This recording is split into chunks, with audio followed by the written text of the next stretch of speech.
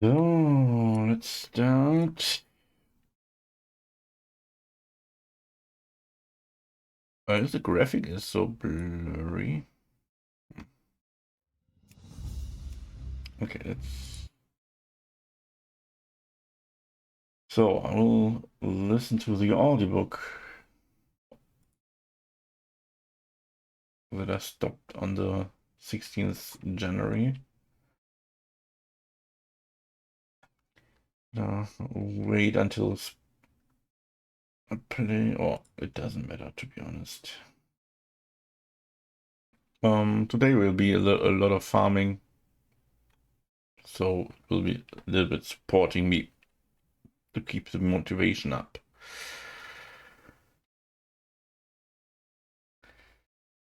Let's simply run. 73. Chapter 74. 4. Okay, good. Rumors. There we go. The day after I fought with Denna, I woke late in the afternoon, feeling miserable for all the obvious reasons. I ate and bathed, but pride kept me from heading down to Sever and Low to look for Denna. I sent a ring to Braden, but the runner returned with the news that he was still away from the estate. So I opened a bottle of wine and began to leaf through the pile of stories that had been slowly accumulating in my room. The majority of these were scandalous, spiteful things. But their petty meanness suited my mood and helped distract me from my own misery. Thus I learned the previous Comte Banbride hadn't died of consumption, but of syphilis contracted from an amorous stable hand. Lord Veston was addicted to Denna resin, and money intended for the maintenance of the King's Road was paying for his habit. Baron Jackus had paid several officials to avoid scandal when his youngest daughter was discovered in a brothel. There were two versions of that story, one where she was selling and another where she was buying. I filed that information away for future use. I'd started a second bottle of wine by the time I read that young Natalia Lackless had run away with a troupe of travelling performers. Her parents had disowned her, of course, leaving Meloan the only heir to the Lackless lands. That explained Meloan's hatred of the Rue, and made me doubly glad I hadn't made my edema blood public here in Severin. There were three separate stories of how the Duke of Cormorant flew into rages while in his cups, beating whoever happened to be nearby, including his wife, his son, and several dinner guests. There was a brief speculative account of how the King and Queen held depraved orgies in their private gardens, hidden from the eyes of the royal court. Even Braden made an appearance. He was said to conduct pagan rituals in the secluded woods outside his northern estates. They were described with such extravagant and meticulous detail that I wondered if they weren't copied directly from the pages of some old Turan romance. I read well into the evening, and was only halfway through the stack of stories when I finished the bottle of wine. I was just about to send a runner for another, when I heard the soft hush of air from the other room that announced Alvaron's entrance into my chambers through his secret passage. I pretended to look surprised when he entered the room. "Good afternoon, Your Grace," I said as I came to my feet. "Sit if you wish," he said shortly. I remained standing out of deference, as I'd learned it was better to err on the side of formality with the mayor. "How are things progressing with your lady?" I asked. From Stapes' excited gossip, I knew matters were rapidly coming to a close. "We pledged a formal troth today," he said distractedly. "Signed papers and all. It's done." "If you'll forgive me for saying so, Your Grace, you don't seem very pleased." He gave a sour smile. "I suppose you've heard about the trouble on the roads of late." "Only rumors, Your Grace." He snorted. "Rumors I have been trying to keep quiet. Someone has been waylaying my tax collectors on the North Road." That was serious. "Collectors, Your Grace?" I asked, stressing the plural. "How much have they managed to take?" The mayor gave me a stern look that let me know the impropriety of my question. "Enough. More than enough. This is the fourth I've had go missing. Over half of my northern taxes taken by highwaymen." He gave me a serious look. The Lackless lands are in the north, you know. You think the Lacklesses are waylaying your collectors? He gave me a stunned look. What? No, it's bandits in the Eld. I blushed a little in embarrassment. Have you sent out patrols, Your Grace? Of course I've sent out patrols, he snapped. I've sent a dozen. They haven't found so much as a campfire. He paused and looked at me. I suspect someone in my guard is in league with them. His expression was grave. I assume Your Grace has given your collectors escorts. 2 apiece, he said. Do you know how much it costs to replace a dozen guardsmen? Armor, weapons, horses? He sighed. On top of it all, only part of the stolen taxes are mine. The rest belong to the king. I nodded in understanding. I don't imagine he's very pleased. Alvaron waved a hand dismissively. Oh, Roderick will have his money regardless. He holds me personally responsible for his tithe. What can I do? So I'm forced to send the collectors around again to gather His Majesty's share a second time. I don't imagine that sits very well with most people, I said. It does not. He sat in an overstuffed chair and rubbed his face tiredly. Oh, I'm at my wits' end over the matter. How will it look to Meluan if I cannot keep my own roads safe? I took a seat as well, facing him. What of Dagon? I asked. Couldn't he find them? Alvaron gave a short, humorless bark of a laugh. Oh, Dagon would find them. He'd have their heads on poles inside 10 days. Then why not send him? I asked, puzzled. Because Dagon is a man of straight lines. He would raise a dozen villages and set fire to 1,000 acres of the Eld to find them. He shook his head seriously. Even if I thought him suited to this task, he is tracking down Cordicus at the moment. Besides, I believe there may be magic at work in the Eld, and that is outside Dagon's ken. I suspected the only magic at work was 6 sturdy Medigan longbows, but it's the nature of people to cry magic whenever they're faced with something they cannot easily explain, especially in Vintus. Alvaron leaned forward in his seat. Might I rely on your help in this? There was only one response to that. Of course, Your Grace. Do you know much woodcraft? I studied under a yeoman when I was younger. I exaggerated, guessing he was looking for someone to help devise a better defense for his collectors. I know enough to track a man and hide myself. Alvaron raised an eyebrow at that. Really? You are possessed of quite the diverse education, aren't you?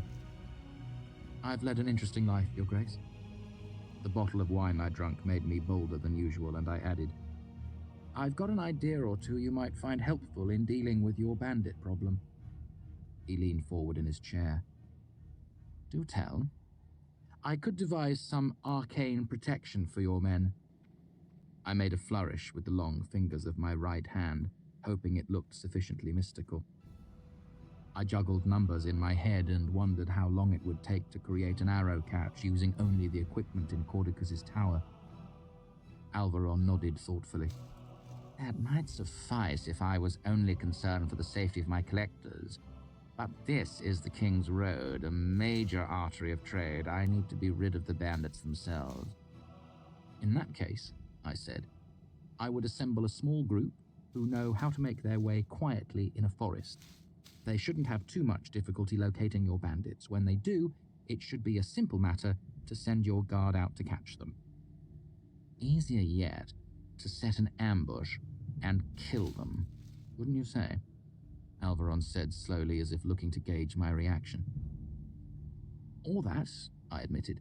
Your Grace is the arm of the law. Death is the penalty for banditry, especially on the King's Road, Alvaron said firmly. Does that seem harsh to you? Not in the least, I said, looking him squarely in the eye. Safe roads are the bones of civilization. Alvaron surprised me with a sudden smile. Your plan is the very image of my own. I have gathered a handful of mercenaries to do just as you've suggested. I've had to move secretly, as I don't know who might be sending these bandits their warnings, but I've got 4 good men ready to leave tomorrow. A tracker, 2 mercenaries with some skill in the forest, and an Ardum mercenary. The last did not come cheaply either. I gave him a congratulatory nod. You've already planned it better than I could, Your Grace. It hardly seems as if you need my help at all. Quite the contrary, he said. I still need someone with a little sense to lead them. He looked at me meaningfully. Someone who understands magic. Someone I can trust. I felt a sudden sinking sensation. Alvaron got to his feet, smiling warmly. Twice now you have served me beyond all expectations. Are you familiar with the expression, third time pays for all? Again, there was only one reasonable answer to that question. Yes, Your Grace. Alvaron took me to his rooms, and we looked over maps of the countryside where his men had been lost. What are you looking for? It was a long stretch of the King's Highway running through a piece of the Eld that had been old when Vintus was nothing more than a handful of squabbling sea kings. It was a little more than 80 miles away. We could be there in 4 days of hard walking. Stapes provided me with a new travel sack, and I packed it as well as I was able. I took a few of the more practical clothes from my wardrobe, though they were still more suited for a ballroom than the road. I packed away a few items I'd quietly pilfered from Cordicus's lab over the last span, and gave Stapes a list of a few essential items I was lacking, and he produced them all more quickly than a grocer in a store.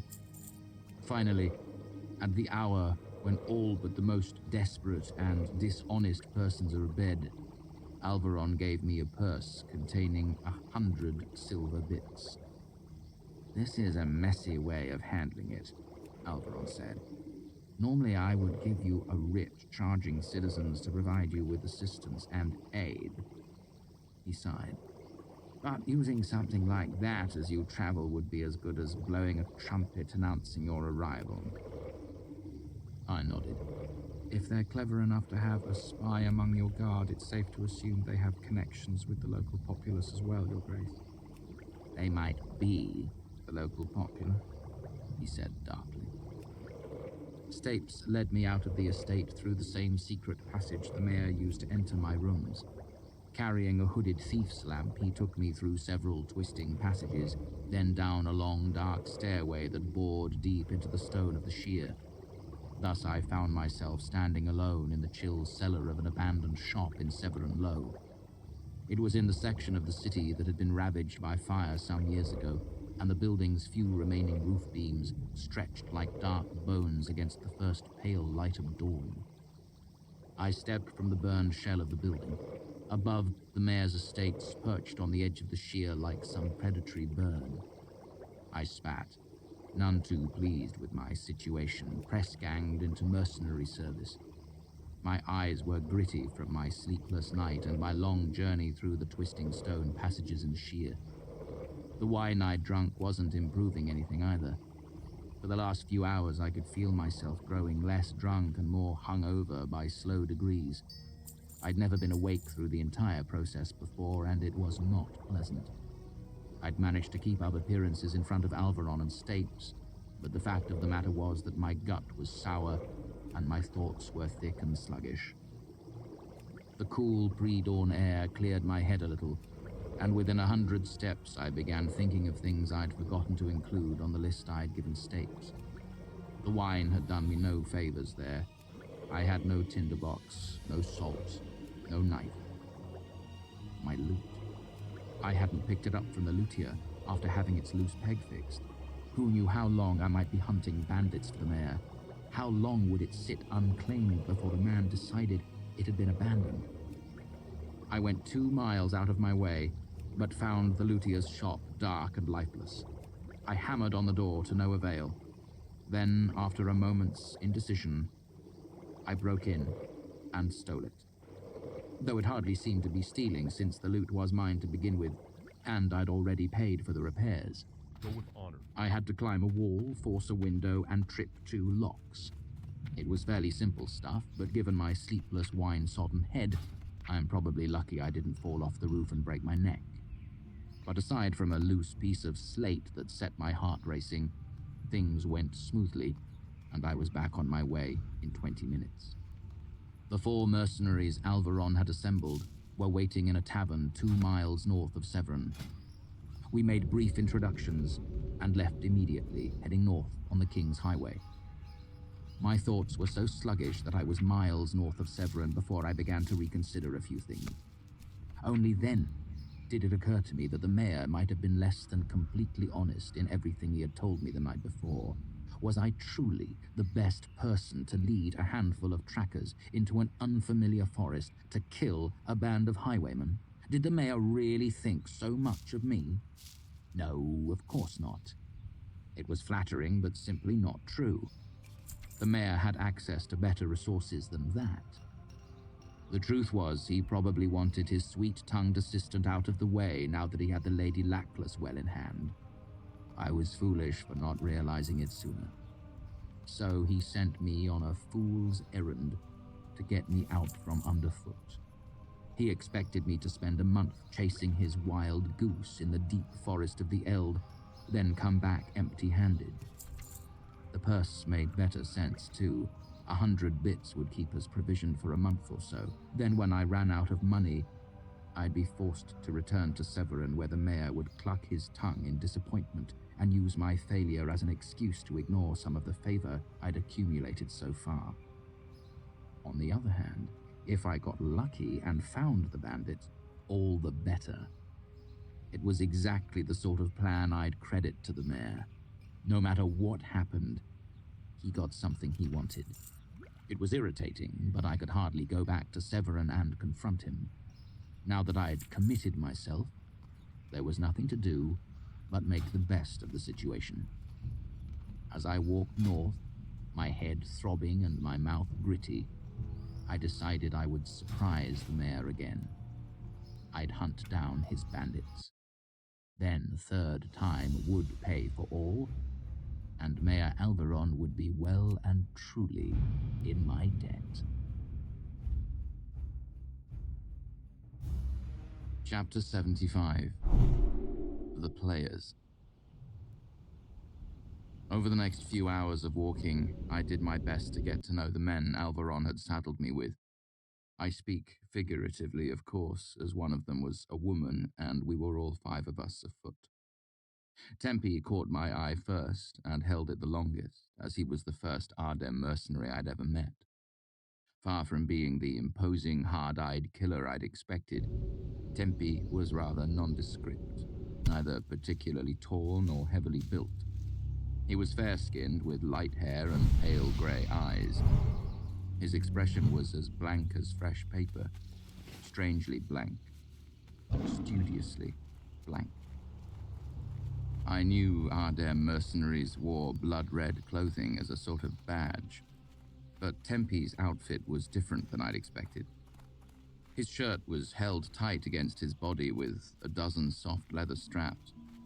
His pants, too, were belted tightly at the thigh and calf and knee.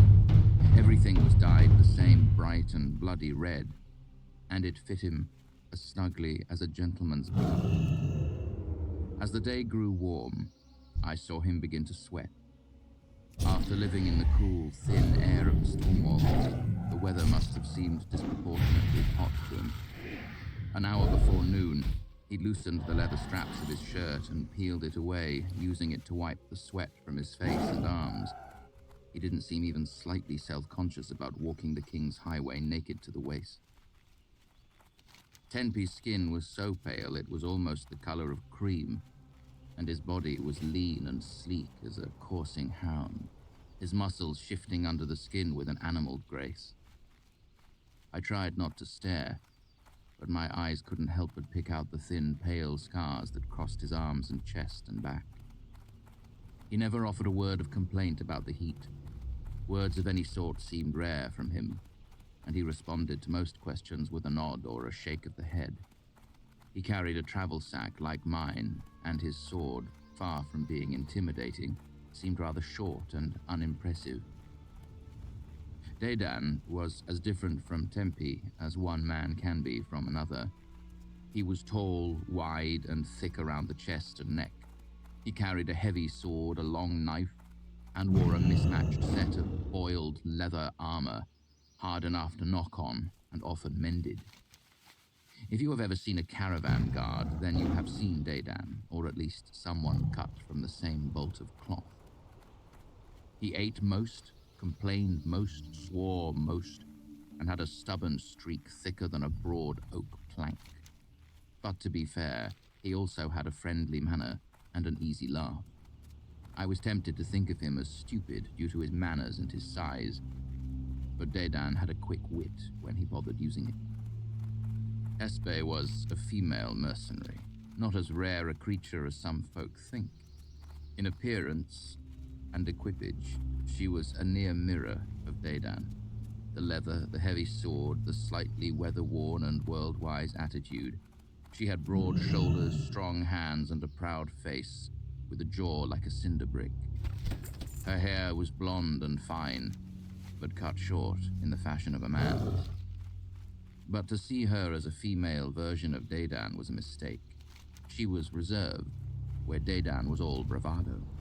And while Dedan had an easy manner when his temper wasn't up, Hespe had a vague hardness about her, as if she were constantly expecting someone to give her trouble. Martin was the oldest of us, our tracker. He wore a little leather, softer and better cared for than Dedan's or Hespe's. He carried a long knife, a short knife, and a hunter's bow. Martin had worked as a huntsman before falling out of favor with the baronet whose forests he had tended. Mercenary work was a poor job by comparison, but it kept him fed. His skill with a bow made him valuable despite the fact that he wasn't nearly as physically imposing as either Dedan or Hespe. The three of them had formed a loose partnership some months ago, and had been selling their services as a group ever since. Martin told me they'd done other jobs for the mayor, the most recent of which involved scouting some of the lands around Tinue. It took me about 10 minutes to realize Martin should be the leader of this expedition. He had more woodcraft than all the rest of us put together, and had even hunted men for bounty once or twice. When I mentioned this to him, he shook his head and smiled, telling me that being able to do something and wanting to do it were two very different things indeed. Last was me, their fearless leader. The mayor's letter of introduction had described me as a discerning young man of good education and diverse useful qualities. While this was perfectly true, it also made me sound like the most wretchedly useless court dandy in existence. Not helping matters was the fact that I was younger than any of them by years, and wearing clothes more suited for a dinner party than the road. I carried my loot and the mayor's purse. I wore no sword, no armor, no knife. I dare say they didn't quite know what to make of me. The sun was about an hour from setting when we passed a tinker on the road. He wore the traditional brown robe belted with a length of rope. He didn't have a cart, but led a single donkey so loaded with bundles of oddments that it looked like a mushroom. He made his slow way toward us, singing, "If you need no mending, and nothing needs tending, a wise man will still see the right time for spending. Enjoy the sunshine, but though you might feel fine, if you don't stop now, you'll be filled with regret. It's better to simply pay and prepare for a rainy day than think of the tinker when you're dripping wet." I laughed and applauded. Proper traveling tinkers are a rare breed of people, and I'm always glad to see one. My mother told me they were lucky and my father had valued them for their news. The fact that I was in desperate need of a few items made this meeting 3 times welcome. "Oh, tinker," Dedan said, smiling. "I need fire and a pint. How long before we hit an inn?" The tinker pointed back the way he had come. "Not 20 minutes walk." He eyed Dedan. "But you can't tell me there's nothing you need," he admonished. "Everyone needs something." Dedan shook his head politely. "I beg your pardon, tinker. My purse is too thin." "How about you?" The tinker eyed me up and down. "You've the look of a lad who's wanting something." "I do need a few things," I admitted. Seeing the others look longingly down the road, I motioned them on. "Go ahead," I told them. "I'll be a few minutes." As they headed off, the tinker rubbed his hands together, grinning. Well, now, what is it you're looking for? Some salt to begin with, And a box to put it in. he said as he began to rummage around in his donkey's packs. I could use a knife too, if you have one that's not too hard to come by, Especially if you're heading north. he said without missing a beat. Dangerous road that way. Wouldn't do to be without a knife. Did you have any trouble? I asked, hoping he might know something that could help us find the bandits. Oh, no, He said as he dug through his packs. things aren't so bad that anyone would dream of laying hands on a tinker. Still, it's a bad stretch of road. He produced a long, narrow knife in a leather sheath and handed it to me. Ramston steel. I drew it out of its sheath and gave the blade a close look. It was Ramston steel. I don't need anything that fine, I said, handing it back. I'll be putting it to everyday use, eating mostly. Ramston's fine for everyday use, The tinker said, pushing it back into my hands. You can use it to trim kindling, then shave with it if you like. Keeps an edge forever. I might have to put it to hard use, I clarified. And Ramston's brittle, There is that. the tinker admitted easily. As my father always used to say, the best knife you'll ever have until it breaks. But the same could be said of any knife. And truth be told, that's the only knife I have. I sighed. I know when I'm being skinned. And a tinderbox. He held one out almost before I finished saying it. I couldn't help but notice you've got a little ink about the fingers. He gestured at my hands. I've got some paper here, good quality, pen and ink too. Nothing worse than having an idea for a song and not being able to write it down. He held out a leather parcel of paper, pens, and ink. I shook my head, knowing that the mayor's purse would only stretch so far. I think I'm done with songwriting for a while, Tinker. He shrugged, still holding it out. Let her writing then. I know a fellow who had to open a vein once to write a note to his ladylove. Dramatic, true, symbolic, certainly, but also painful, unsanitary, and more than slightly macabre. Now he carries pen and ink with him wherever he goes. I felt the colour drain from my face, as the tinker's words reminded me of something else I'd forgotten in my rush to leave Severin. Denna. All thought of her had been forced out of my mind by the mayor's talk of bandits, 2 bottles of strong wine, and a night with no sleep. I had left without a word after our terrible fight. What would she think if I spoke so cruelly to her, then simply disappeared? I was already a full day's journey from Severin. I couldn't go back just to tell her I was leaving, could I? I considered it for a moment. No. Besides, Denna herself had disappeared for days without a word of warning. Surely she would understand if I did the same. Stupid, stupid, stupid. My thoughts spun in circles as I tried to decide among my several unpleasant options. The harsh of the tinker's donkey startled a thought into me. Are you headed to Severin, Tinker? More true than two, he said, but yes. I just remembered a letter I need to send. If I give it to you, could you deliver it to a certain inn? He nodded slowly. I could, he said, given that you'll be needing paper and ink. He smiled, waving the package again. I grimaced. I will, Tinker, but how much will the lot of this cost me? He looked at the accumulated items. Salt and box, 4 bits, knife, 15 bits, paper, pens, and ink, 18 bits, tinder box, 3 bits. And the delivery? I said. An urgent delivery, the tinker said with a bit of a smile, to a lady, unless I mistake the look on your face. I nodded. Right. He rubbed his chin. Ordinarily, I'd push for about 35. Then have a nice leisurely dicker where you bargain me down to 30. The price was reasonable, especially considering how hard it was to find good paper.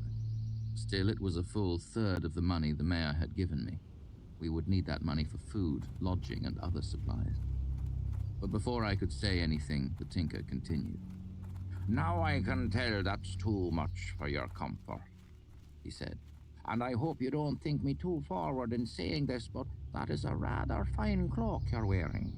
I'm always willing to make a fellow a trade. I pulled my lovely burgundy cloak around me self-consciously. I suppose I'd be willing to give it up, I said, not having to fake the regret in my voice. But that will leave me with no cloak at all. What will I do when it rains? No trouble there, the tinker said. He pulled a bundle of cloth out of a pack and held it up for me to see.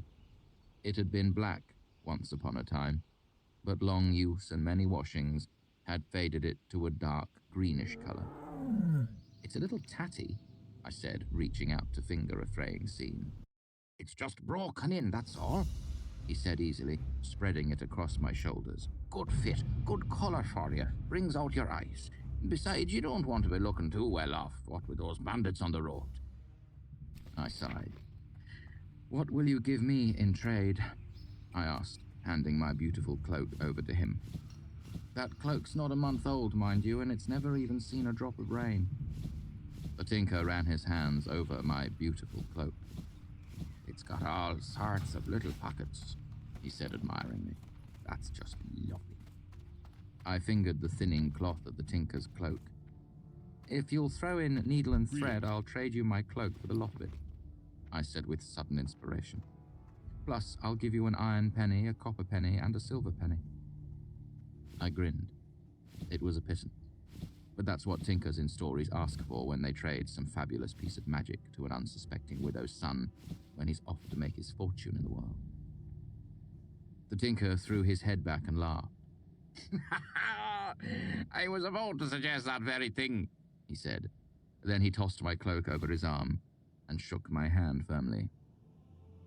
I fished around in my purse and handed over an iron drab, 2 vintage halfpennies, and, much to my pleasant surprise, an Aturan hard penny. The last was lucky for me, as it was only worth a fraction of a vintage silver round. Be careful. I emptied the dozen pockets of my burgundy cloak into my travel sack and collected my new possessions from the tinker. Then I wrote a quick letter to Denna, explaining that my patron had sent me away unexpectedly. I apologized for the rash things I'd said and told her I would meet with her as soon as I was back in Severin. I would have liked more time to compose it. I would have liked to give a more subtle apology, a more detailed explanation, but the tinker had finished packing away my beautiful cloak and was obviously eager to be on his way again. Not having any sealing wax to secure the letter, I used a trick I'd invented while writing notes on the mayor's behalf. I folded the piece of paper against itself, then tucked it together in such a way that it would be necessary to tear the paper in order to unfold it again. I handed it to the tinker. It goes to a pretty dark-haired woman by the name of Denna. She's staying at the 4 Tapers in Severin Low. That reminds me, he exclaimed as he tucked my letter into a pocket. Candles. He reached into a saddlebag and pulled out a handful of fat tallow tapers. Everyone needs candles.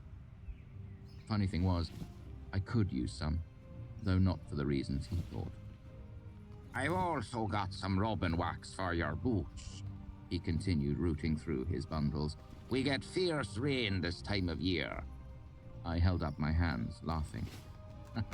I'll give you a bit for 4 candles, but I can't afford any more. If this keeps up, I'll have to buy your donkey just to carry the lot with me. Sort yourself, he said with an easy shrug. Pleasure doing business with you, young sir. Chapter 76. Tinder. The sun was starting to set by the time we found a good place to camp on the second night. Dedan went foraging for firewood. Martin began cutting up carrots and potatoes and sent Hespe to fill the cookpot with water. I used Martin's small spade to dig a pit for our fire. Without being asked, Tempe picked up a branch and used his sword to shave thin strips of dry wood to use for tinder. Unsheathed, his sword still didn't seem terribly impressive, but given how easily it was peeling away paper-thin strips of wood, it must have been as sharp as a shaving razor. I finished lining the pit with stones. Wordlessly, Tempe handed me a handful of tinder. I nodded. Would you like to use my knife? I asked, hoping to draw him into a bit of conversation. I'd barely shared a dozen words with him in the last 2 days. Tempe's pale grey eyes looked at the knife on my belt, then back at his sword. He shook his head, fidgeting nervously. "Isn't it bad for the edge?" I asked. The mercenary shrugged, avoiding my eye. I began to lay the fire, and that was when I made my first mistake. As I've said, there was a chill in the air, and we were all of us tired. So rather than spend half an hour slowly nursing a spark into a decent campfire, I arranged twigs around Tempe's tinder, then stacked progressively bigger sticks around it, making a tightly packed cluster of wood.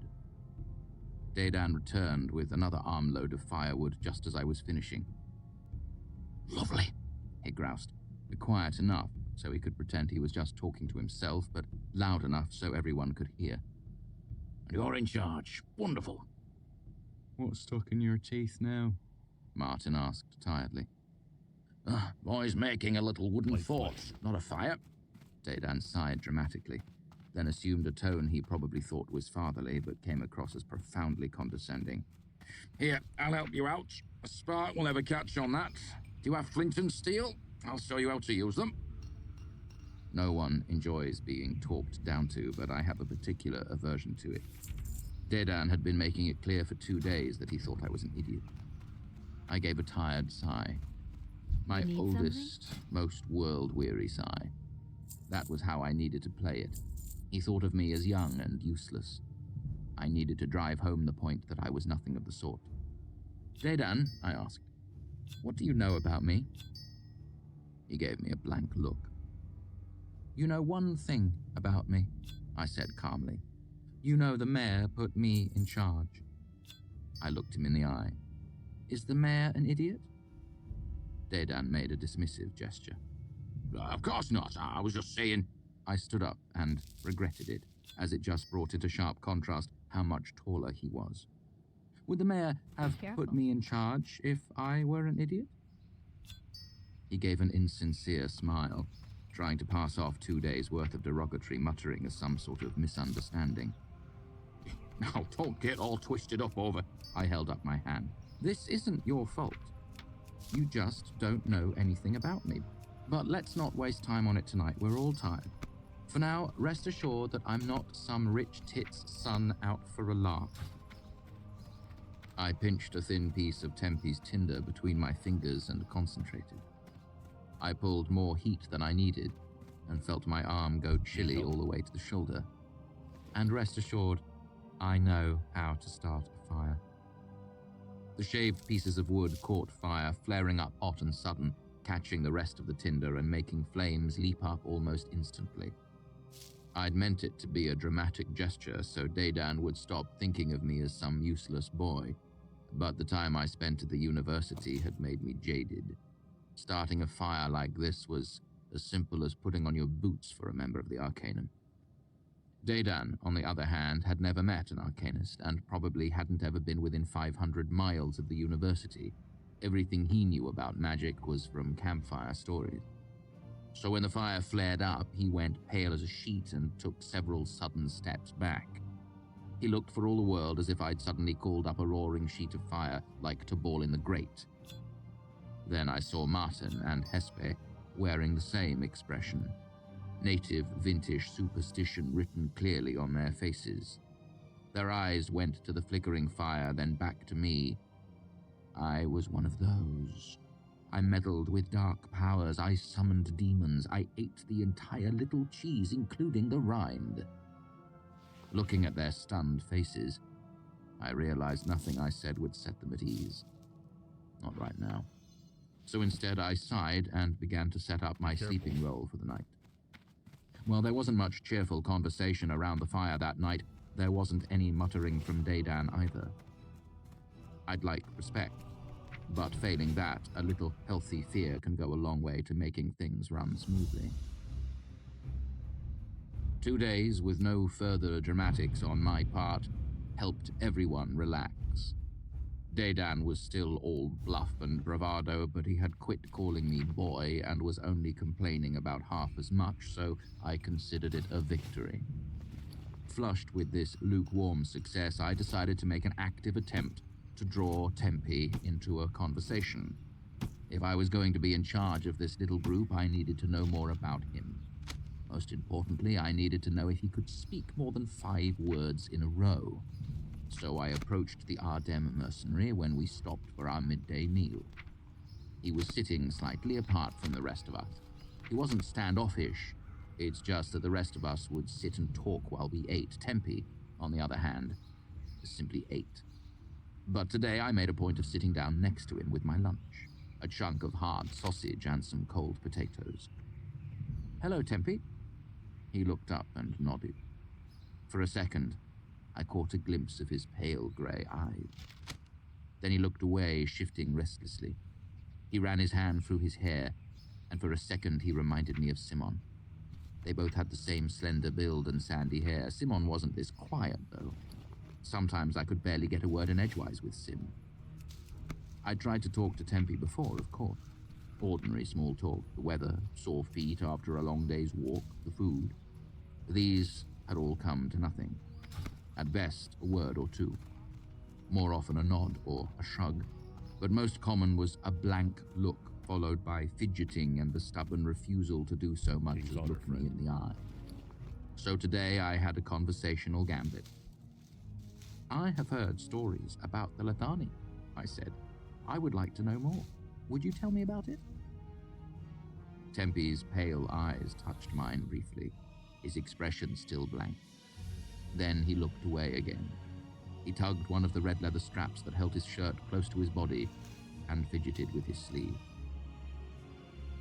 "No, I will not speak on Lethani. It is not for you. Do not ask." He looked away from me again, down at the ground. I counted in my head. 15 words. That answered one of my questions, at least. Chapter 77. Pennyworth.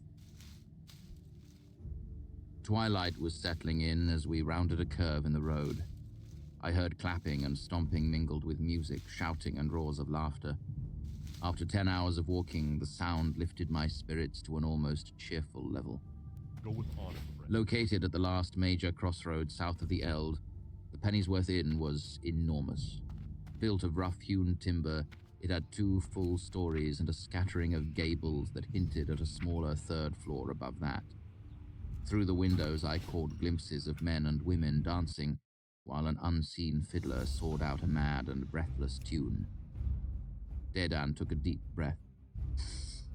Can you smell that? I tell you, there's a woman in this place could cook a stone and make me beg for more. Sweet Peg. By these hands, I hope she's still around. He made a curving gesture, showing the double meaning of his words as he nudged Martin with an elbow. Hespe's eyes narrowed as she stared at the back of Dedan's head. Oblivious, Dedan continued. Tonight I'll sleep with a belly full of lamb and brandy. Although a little less sleeping might prove a little more entertaining if my last trip here was any indication. I saw the storm brewing on Hespe's face and spoke up quickly. "Whatever's in the pot and a bunk for each of us," I said firmly. "Anything else comes out of your own pocket." Dedan looked as if he couldn't quite believe his ears. Come off it. We've been sleeping rough for days. Besides, taking your money. Don't be a stingy sim with it. "We haven't done our job yet," I said calmly. "Not even a piece of it. I don't know how long we may be out here, but I know I'm not rich. If we run through the mayor's purse too quickly, we're going to have to hunt for what we eat." I looked around at everyone. "Unless someone else has enough coin to keep us fed and cares to share." Martin smiled ruefully at the suggestion. Hespe's eyes were for Dedan, who continued glowering in my direction. Tempe fidgeted, his expression unreadable as ever. Avoiding my eyes, he glanced at everyone in turn, his expression blank. His eyes moved, not from face to face, but at Dedan's hands, then Dedan's feet, then Martin's feet, then Hespe's, then mine. He shifted his weight and moved a half step closer to Dedan. Hoping to dispel the tension, I softened my tone and said, After everything is done, we'll split what's left of the purse. That way each of us will have a little extra in our pocket before we even get back to Severin. We can each spend our lots as we want to. Then. I could tell Dedan wasn't pleased, and waited to see if he would press the point. Instead, it was Martin who spoke up. After a day of long walking, he said in a musing voice as if talking to himself, a drink would go down nice. Dedan looked to his friend, then back to me expectantly. Good day to you. I think the purse can stand a round of drinks, I See you conceded around. with a smile. I don't think the mayor is trying to make priests of us, do you? This got a throaty laugh from Hespe, while Martin and Dedan cracked smiles. Tempe glanced at me with his pale eyes, fidgeted and looked away. A few minutes of relaxed haggling got the five of us common bunks, a simple supper, and a round of drinks for a single silver bit. After that was done, I found a table in a quieter corner of the room and tucked my loot out of harm's way under my bench.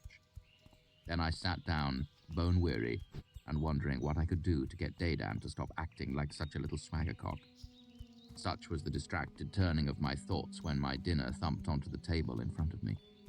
I looked up to see a woman's face and well-advertised bosom framed by a tumble of bright red curls. Her skin was as white as cream and just the barest hint of freckle. Her lips a pale, dangerous pink. Her eyes a bright, dangerous green. Thank you, I said somewhat belatedly. You're welcome, Lord. She smiled playfully with her eyes and brushed her hair back from her bare shoulder. It looked like you were almost asleep in your seat. I nearly was. A long day and a long road. That's a shame indeed, she said with playful regret as she rubbed the back of her neck. If I thought you'd still be on your feet in an hour, I'd take you off them. She reached out and twined her fingers lightly through the hair on the back of my head.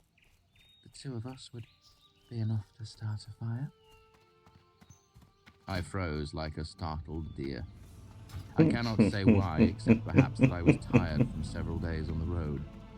Perhaps it was that I'd never been approached in such a forthright manner before. Perhaps I was young and woefully inexperienced. Let us leave it at that. I scrambled desperately for something to say, but by the time I found my tongue, she'd taken a half step away and given me a shrewd look. I felt my face grow hot, embarrassing me further. Without thinking, I looked down at the table and the dinner she brought. Potato soup, I thought numbly. She gave a small, quiet laugh and touched my shoulder kindly. I'm sorry, lad. You look like you were a little more... She broke off as if reconsidering her words, then started again. I like the fresh look of you, but I didn't think you were that young. Though she spoke gently, I could hear the smile in her voice. It made my face burn even hotter, all the way to my ears.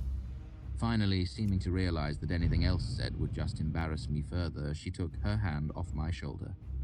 I'll be back to see if you need anything later. I nodded dumbly and watched her go. Her retreat was pleasing, but I was distracted by the sounds of scattered laughter. I looked around to see amusement on the faces of the men sitting at the long tables around me. One group raised their mugs in a silent, mocking salute. Another fellow leaned over to pat my back consolingly, saying, "Don't take it personal, boy. She's turned all of us away." Feeling as if everyone in the room was watching me, I kept my eyes low and began to eat my dinner. As I tore off pieces of bread and dipped them in my soup, I composed a mental catalogue of the extent of my idiocy. Surreptitiously, I watched the red-haired serving girl entertain and rebuff the ploys of a dozen men as she carried drinks from table to table. I had regained a bit of my composure by the time Martin slid into a chair next to me. You did a good job with Dedan out there, he said without preamble. My spirits lifted a bit. Did I? Martin nodded slightly as his sharp eyes wandered over the crowd that filled the room. Most folk try to bully him, make him feel stupid. He'd have paid you back 10 times the trouble if you'd done it that way. He was being stupid, I pointed out. And when you come right down to it, I did bully him. It was his turn to shrug. But you did it smart, so he'll still listen to you. He took a drink and paused, changing the subject. Hespe offered to share a room with him tonight, he said casually. Really? I said, more than slightly surprised. She's getting bolder. He gave a slow nod. And? I prompted. And nothing. Daydan said he'd be damned before he spent money on a room he should have for free. He slid his eyes to me and raised an eyebrow. You're not serious, I said flatly. He has to know. He's just playing the simpleton because he doesn't like her. I don't think so, Martin said, turning toward me and lowering his voice a bit. 3 span ago, we finished a caravan job from Raelian. It was a long haul, and Daydan and me had a pocket full of coin and nothing in particular to do with it. So by the end of the night, we're sitting in this grubby little dockside tavern, too drunk to stand up and leave. And he starts talking about her. Martin shook his head slowly. He went on for an hour, and you wouldn't have recognized the woman he was describing as our hard-eyed Hespe. He practically sang about her. He sighed. He thinks she's too good for him, and he's convinced if he so much as looked at her sideways, he'd end up with his arm broken in 3 places. Why didn't you tell him? Tell him what? That was before she started going all cow-eyed over him. I thought his worries were fairly sensible at the time. What do you think Hespe would do to you if you were to give her a friendly pat on any of her friendlier parts, I looked over to where Hespe stood at the bar. 1 foot tapped roughly in time to the rhythm of the fiddle. Other than that, the set of her shoulders, her eyes, the line of her jaw were all hard, almost belligerent. There was a small but noticeable gap between her and the men standing on either side of her at the bar. I probably wouldn't risk my arm either, I admitted. But he has to know by now he isn't blind. He's no worse off than the rest of us. I started to protest, then glanced at the red-haired serving girl. We could tell him, I said. You could. He trusts you. Martin sucked at his teeth with his tongue. Nah, he said, setting his drink down firmly. It would just make things muddier. Either he'll see it or he won't. In his own time, in his own way, he shrugged. Or not, and the sun will still rise in the morning. Neither of us spoke for a long while. Martin watched the buzzing room over the top of his mug, his eyes growing distant. I let the noise of the place fade to a low, comforting purr as I leaned against the wall, drowsing. And as my thoughts, untended, tend to do, they wandered to Denna. I thought about the smell of her, the arch of her neck near her ear, the way her hands moved when she talked. I wondered where she was tonight, if she was well. I wondered just a bit if her thoughts ever wandered into warm musings of me. Hunting bandits shouldn't be hard. Besides, it'll be nice to get the jump on them for a change. Lawless, damn rabble bastards. The words drew me out of my warm drowse like a fish yanked from a pool. The fiddler had stopped playing to have a drink, and in the relative quiet of the room, Daydan's voice was as loud as a donkey's bray.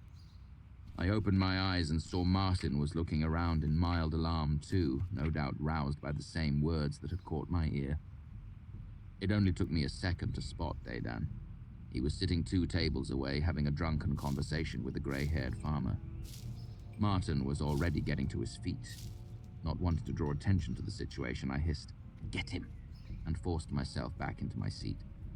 I gritted my teeth as Martin threaded quickly through the tables, tapped Daydan on the shoulder, and jerked a thumb toward the table where I sat. Daydan grumbled something I'm glad I didn't hear, and grudgingly pushed himself to his feet. I forced my eyes to wander around the room rather than follow Daydan. Tempe was easy to spot in his mercenary reds. He was facing the hearth, watching the fiddler tune his instrument. There were several empty glasses on the table in front of him, and he had loosened the leather straps of his shirt. He eyed the fiddler with a strange intensity.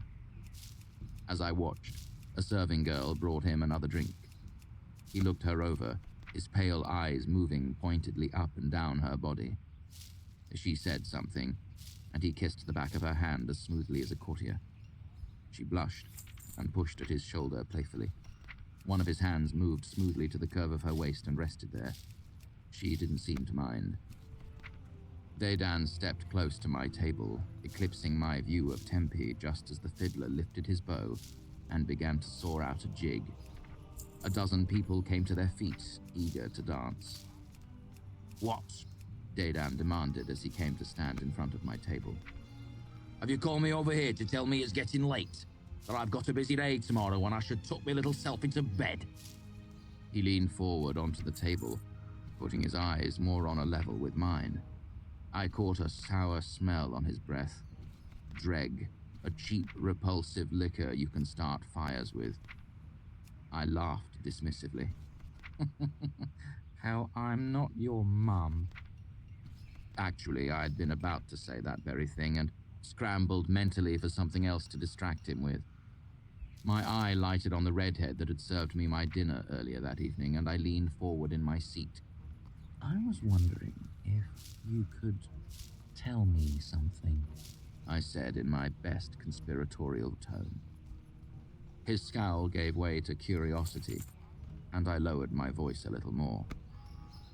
You've been here before, right? He nodded, leaning a little closer. Do you know what that girl's name is? I nodded my head in the redhead's direction.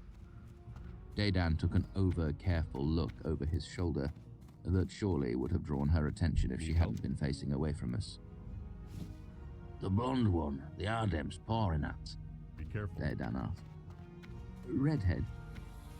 Dedan's broad forehead wrinkled as he squinted the far side of the room into focus. Losey? He asked softly. He turned to me, still squinting. Little Losey? I shrugged and began to regret my choice of diversionary tactic. An explosive laugh burst out of the big man, and he half fell, half slid onto the bench across from me. Losey! He chuckled a little more loudly than I liked. Fools! I had you all wrong! He slapped the table with the flat of his hand and laughed again, nearly tipping himself over backward on the bench. You got a good eye, boy, but you haven't got a damn chance. My battered pride pricked up at this. Why not? Isn't she... well... I trailed off, making an inarticulate gesture. He somehow managed to gather my meaning. Oh! He asked incredulously. God, boy, no! There's a couple around.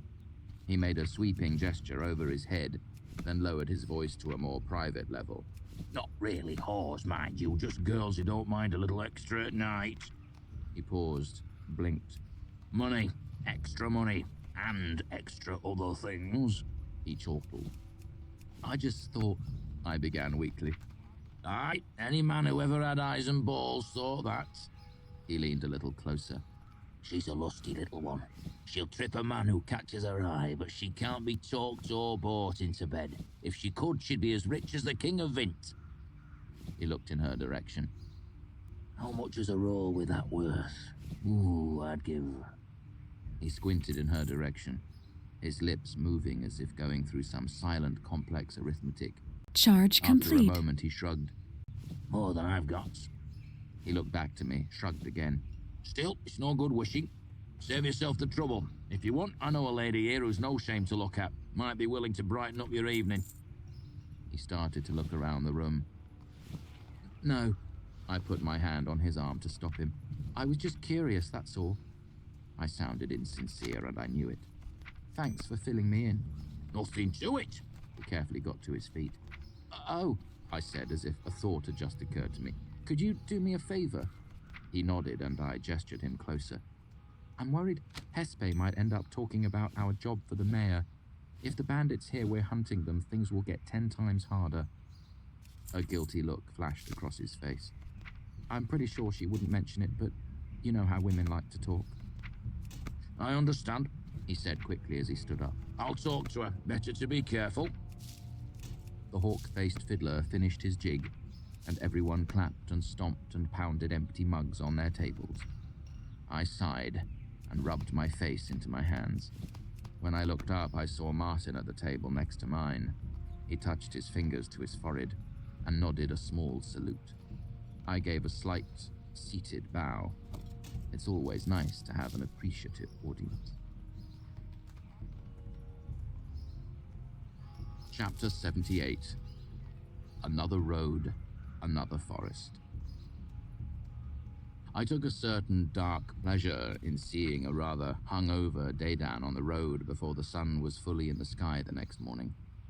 The large man carried himself delicately, but to give him due credit, he didn't offer a word of complaint, unless the occasional low moan can be counted as a word.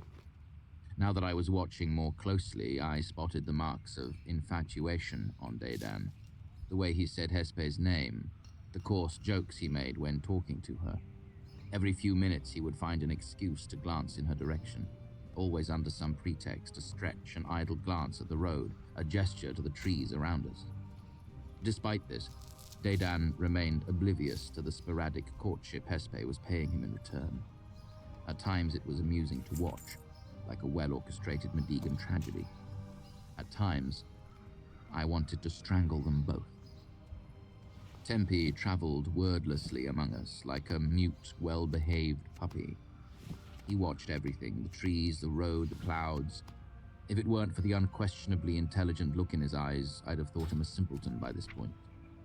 The few questions I put to him were still met with awkward fidgeting, nods, shrugs, or shakes of the head.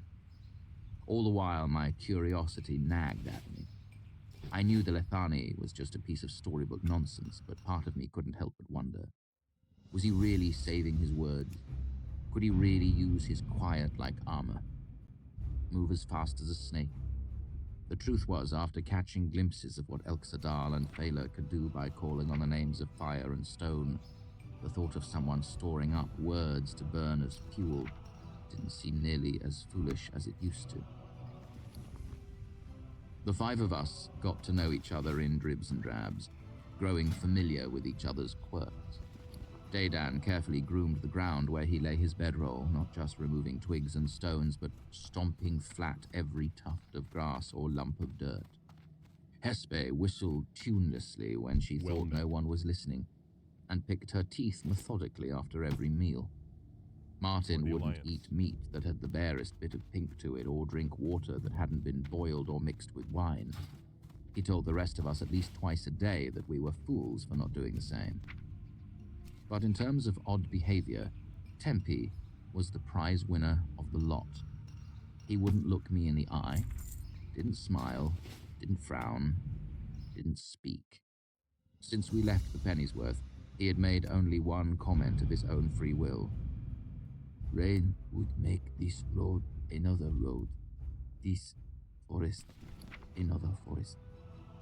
He said each word distinctly, as if he had been deliberating on the statement all day. For all I knew, he had. He washed himself obsessively. The rest of us would take advantage of a bathhouse when we stopped at an inn, but Tempe bathed every day. If there was a stream handy, he would bathe both at night and then again when he woke. Otherwise, he would wash himself using a cloth and some of his drinking water. And twice a day, without fail, he performed an elaborate ritual stretch, his hands making careful shapes and patterns in the air. It reminded me of the slow court dances they perform in Mode. It obviously kept him limber, but it was strange to watch. Hespe made jokes about how if the bandits asked us to dance, our sweet-smelling mercenary would be a wonderful help, but she said it quietly when Tempe was out of earshot. In terms of quirks, I suppose I was in no position to throw stones. I played my lute most evenings when I wasn't too weary from walking. I dare say it didn't improve the others' opinion of me as a tactical leader or arcanist. As we neared our destination, I grew increasingly anxious. Martin was the only one of us truly suited to this work. Dedan and Hespe would be good in a fight, but they were troublesome to work with. Dedan was argumentative and stubborn. Hespe was lazy. She rarely helped prepare meals or clean up afterward unless she was asked, and even then her help was so grudging it was barely any help at all. And then there was Tempe, a hired killer who wouldn't look me in the eye or hold a conversation. A mercenary I firmly believed could look forward to a decent career in the Medigan theatre. 5 days after leaving Severin, we came to the area where the attacks had been made. A 20-mile stretch of twisting road that ran through the Eld. No towns, no inns, not even an abandoned farm. An utterly isolated stretch of the King's Highway in the middle of an endless ancient wood. The natural habitat of bears, mad hermits and poachers, a highwayman's paradise. Martin went scouting while the rest of us set up camp. An hour later, he emerged from the trees, winded but in good spirits. He reassured us he hadn't found sign of anyone else nearby. I can't believe I'm defending tax collectors. Dedan muttered disgustedly. Hespe gave a throaty laugh. You're defending civilization, I corrected, and you're keeping the roads safe. Besides, Mayor Alvaron does important things with those taxes. I grinned. Like pay us.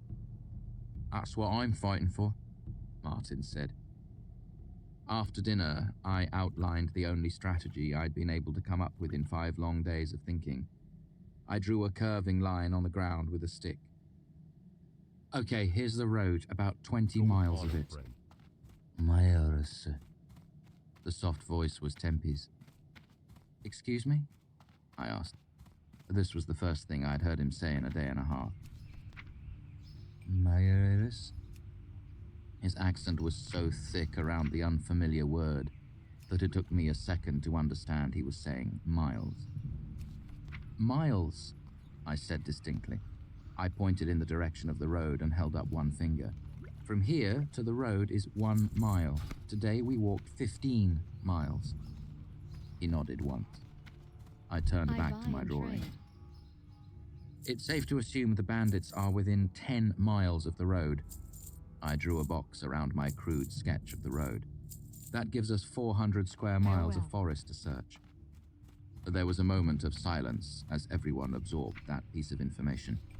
Finally, Tempe spoke. That is Rezz. I nodded seriously. It would take us months to search that much territory, but we shouldn't have to. I added a couple more lines to my drawing. Every day, Martin will scout ahead for us. I looked up to him. How much ground can you safely cover in a day? He thought for a second, looking around at the trees surrounding us. This forest? With this much underscrub? About a square mile? How many if you're being careful? He smiled. I'm always careful. I nodded and drew a line parallel to the road. Martin will scout a trip about a half mile wide, about a mile back from the road. He'll keep an eye out for their camp or their sentries, so the rest of us don't stumble into them accidentally. Hespe shook her head. That's no good. We won't be that close to the road. If they're looking to stay hid, they'll be farther back, at least 2 or 3 miles. Dedan nodded. I'd make sure I was at least 4 miles from the road before I hunkered down and made a habit of killing folk. I think so too, I agreed. But they have to make their way to the road sooner or later. They have to post lookouts and travel back and forth for ambushes. They need to reprovision themselves. Since they've been here several months, odds are they've worn some sort of trail. I added a little detail to my dirt map with my stick. After Martin has scouted, 2 of us will go in and make a careful search behind him. We'll cover a thin strip of forest, searching it for any sign of their trail. The other 2 will keep an eye on the camp. We can cover about 2 miles a day. We'll start on the north side of the road and search from west to east. If we don't find a trail, we'll cross to the south side of the road and work our way back from east to west. I finished drawing in the dirt and stood back. We'll find their trail in a span of days, maybe 2, depending on our luck. I leaned back and drove my stick into the ground. Dedan stared bleakly at the rough map. We'll need more supplies. I nodded. We'll move camp every 5th day. 2 of us will walk back to Crossan to get supplies. The other 2 will move the camp. Martin will rest. Martin spoke up. We'll have to be careful with our fires from now on, too, he said. The smell of smoke will give us away if we're upwind of them. I nodded. We'll need a fire pit every night, and we'll want to keep an eye out for rennel trees. I looked at Martin. You know what a rennel looks like, don't you? His expression was surprised. Hespe looked back and forth between us. What's rennel? She asked. It's a tree, Martin said. Help you find Good for something? firewood. It burns clean and hot. No smoke to speak of. Light Hardly any plastic. stink of smoke either. Even when the wood is green, I said. Same with the leaves. It's useful stuff. It doesn't grow everywhere, but I've seen some around. How does a city boy like you know something like that? Dedan asked. Knowing things is what I do, I said seriously. And what in the world makes you think I grew up in the city? Dedan shrugged, looking away. That should be the only wood we burn from here on out, I said. If it's in short supply, we'll save it for a cook fire. If we don't have any, we'll have to eat cold. So keep an eye out. Everyone nodded, Tempe slightly later than the rest. Lastly, we'd better have our story straight in case they stumble onto us while we're looking for them. I pointed to Martin. What are you going to say if someone catches you while you're out scouting? He looked surprised, but hardly hesitated in his response. I'm a poacher.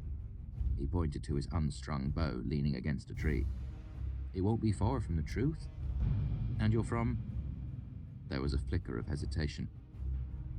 Crossing just a day west of here. And your name is? Maris, he said awkwardly. Dedan laughed. I cracked a smile. Don't lie about your name. It's hard to do convincingly. If they catch you and let you go, fine. Just don't lead them back to our camp. If they want to take you back with them, make the best of it. Pretend you'd like to join up. Don't try to run. Martin looked uneasy. I just stay with them? I nodded. They'll expect you to run on the first night if they think you're stupid. If they think you're clever, they'll expect you to run on the second night. By the third night, they should trust you a bit. Wait until midnight, then start some sort of disturbance, light a couple of tents on fire or something. We'll be waiting for the confusion and take them apart from the outside. I looked around at the other three. The plan is the same for any of you. Wait until the third night. How will you find their camp? Martin asked, a thin layer of sweat on his forehead. Friend. I didn't blame him. This was a dangerous game we were playing. If they catch me, I won't be there to help track you down. Alliance. I won't be finding them, I said. I'll be finding you. I can find any of you in the forest. I looked around the fire, expecting at least a grumble from Dedan. But none of them seemed to doubt my arcane abilities. Idly, I wondered how much they thought I was capable of. The truth was I'd surreptitiously collected a hair from each of them in the last few days, so I could easily create a makeshift dowsing pendulum for anyone in the group in less than a minute. Given vintage superstition, I doubted they'd be happy knowing the specific details. What should our stories be? Hespe tapped Dedan on the chest with the back of her hand, her knuckles making a hollow noise on his hard leather vest. Do you think you could convince them you were disgruntled caravan guards who had decided to turn bandit? Dedan snorted. Ha! Hell, I've thought about it once or twice. At a look from Hespe, he snorted. Don't tell me you haven't done the same. Span after span of walking in the rain, eating beans, sleeping on the ground, all for a penny a day. He shrugged. God's teeth, I'm surprised half of us don't take to the trees. I smiled. You'll do just fine. What about him? Hespe jerked her thumb at Tempe. Nobody's gonna believe he's gone wild. Our day make 10 times what we do for a day's work. 20 times? Dedan grumbled. I'd been thinking the same thing. Tempe, what will you do if you are found by the bandits? Tempe fidgeted a little but didn't say anything. He looked at me briefly, then broke eye contact, glancing down and to the side. I couldn't tell if he was thinking or merely confused. Safe travels. If it weren't for his Ardem Rezz, he wouldn't look like anything special, Martin said. Even the sword doesn't look like much. Doesn't look like 20 times as much as me, that's for sure. Dedan's voice was low, but not so low that everyone couldn't hear. I was worried about Tempe's outfit, too. I'd tried to draw the Ardem into a conversation several times with the hope of discussing the problem with him, but it was like trying to have a chat with a cat. But the fact that he hadn't known the word miles made me realize something I should have thought of long before. Turan wasn't his native language. Having recently struggled to make myself fluent in Siaru at the university, I could understand the impulse to keep quiet rather than speak and make a fool of myself. You could try to play along, same as us, Hespe said dubiously. It's hard to lie convincingly when you're not good with the language, I said. Tempe's pale eyes darted to each of us as we spoke, but he didn't offer any comment. Folk underestimate a person who can't speak well, Hespe said. maybe he could just sort of play dumb, act confused like he was lost. Wouldn't have to play dumb. Daydan continued under his breath. Could just be dumb. Tempe looked at Daydan, still expressionless, but with more intensity than before. He drew a slow, deliberate breath before speaking. Quiet is not stupid. He said, his voice flat. You always talk. Tick, tick, tick, tick, tick, tick, tick, tick. He made a motion with one hand, like a mouth opening and closing. Always. Like a dog all night barking at a tree. Try to be big. No. Just noise. Just a dog. I shouldn't have laughed, but it caught me completely off guard. Partly because I thought of Tempe as so quiet and passive, and partly because he was absolutely right. If Daydan were a dog, he would be a dog that barked endlessly at nothing, barking just to hear himself bark. Still, I shouldn't have laughed. But I did. Hespe laughed too and tried to hide it, which was worse. Daydan's face went dark with anger, and he got to his feet. You come here and say that. Still expressionless, Tempe stood and walked around the fire until he stood next to Daydan. Well, if I say he stood next to him, you will take the wrong impression. Most people stand 2 or 3 feet away when talking to you, but Tempe walked until he was less than a foot away from Daydan. To get any closer, he would have had to give him a hug or climb him. I could lie and say this happened too quickly for me to intervene, but that wouldn't be true. The simple truth was that I couldn't think of an easy way to break up the situation. But the more complicated truth was that I was pretty fed up with Daydan myself by this point. What's more, this was the most I'd ever heard Tempe speak. For the first time since I'd met him, he was behaving like a person, not just some mute, ambulatory doll. And I was curious to see him fight. I'd heard a lot about the legendary Ardem prowess, and I was hoping to see it thump some of the sullen mutter out of Daydan's thick head. Tempe walked up to Daydan, standing close enough to put his arms around him. Daydan stood a full head taller, broader across the shoulders and thicker in the chest. Tempe looked up at him without a trace of anything you might expect to see on his face. No bravado, no mocking smile, nothing. Just dog. Tempe said softly, with no particular inflection. Big noise dog. He lifted up his hand and made a mouth of it again. Tick, tick, tick. Daydan lifted a hand and shoved hard against Tempe's chest. I'd seen this sort of thing countless times in the taverns near the university. It was the sort of shove that sends a man staggering backward, off balance, and prone to stagger and trip. Except Tempe didn't stagger. He just stepped away. Then he reached out casually and cuffed Daydan along one side of his head, the way a parent might swat an unruly child in the market. It wasn't even hard enough to move Daydan's head, but we could all hear a soft pop sound, and Daydan's hair puffed out like a milkweed pod someone had blown against. Daydan stood still for a moment as if he couldn't quite understand what had happened. Then he frowned and brought both hands up to give Tempe a more violent shove. Tempe stepped away from this too, then swatted Daydan on the other side of his head. Daydan scowled, grunted, and brought his hands up, making fists. He was a big man, and his mercenary leathers creaked and strained at the shoulders as he lifted his arms. He waited a moment, obviously hoping Tempe would make the first move.